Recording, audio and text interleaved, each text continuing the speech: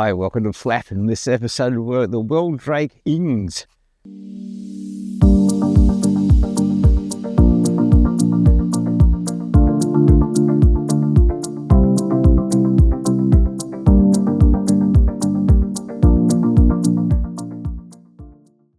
Now, I don't know how to pronounce the name properly. Ings, I-N-G. I'm sure it's some sort of ancient local derivation of a word. I have to have a look into it.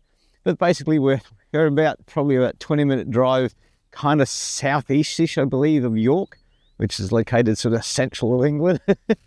Now, I'm not going to pretend I understand half of this stuff. I've read all the boards and everything. But this meadowlands area behind me here is quite an historic area. It's been farmed for centuries in a particular methodology. And what they're trying to do is reproduce that farming technique in order to maintain this land. We've seen a picture of this in one of the bird hides, and this whole area floods out. It even quite clearly says that there's sometimes it is where you simply just can't get in here because there's so much water. This can be quite variable in terms of the bird species that you get here. And they talk a lot about curlew, whimbrels, the sort of birds that we're used to seeing in the wetlands at home. And so they just come up through here and migrate, and these are important feeding grounds to them. And then depending on the height, things like ducks and other more, I guess, let's call them UK type birds that we're not familiar with. Basically, there's a little car park through here. You cross a little bridge, walk down to my left here. There's a, what would you call it, like a little rivulet goes down through here. And you follow this the whole way down. There's 4 bird hides through here.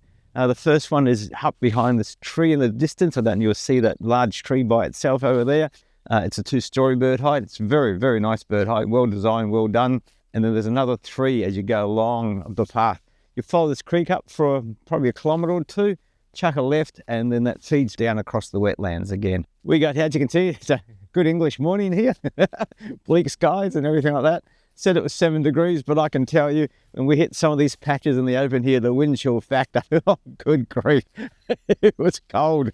There's no facilities here. For an Australian point of view, no barbecues, no shelters, no seats, but you're also literally 2 minutes outside of a couple of different little towns as you drive through, and as I said, 20 minutes from York. In terms of bird species here, once again, I have no idea. I can't tell you. We haven't learnt the bird species here. What we did see was a pair of ringneck pheasant facing off, which was really quite a cool experience watching them. Unfortunately, they didn't get into a scrap. They were just eyeing each other off.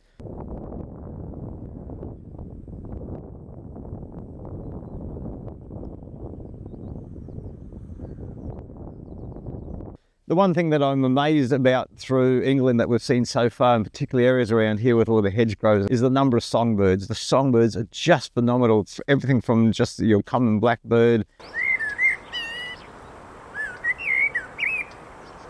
starlings, but all sorts of little robin-like birds.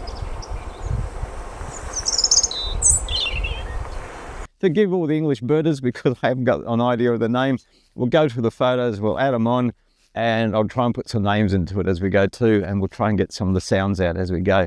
We've been here a couple of hours, and I have to say, I think on a really nice day, or at the right time of the year when the water levels were right here, this would be an absolutely spectacular spot to come and visit.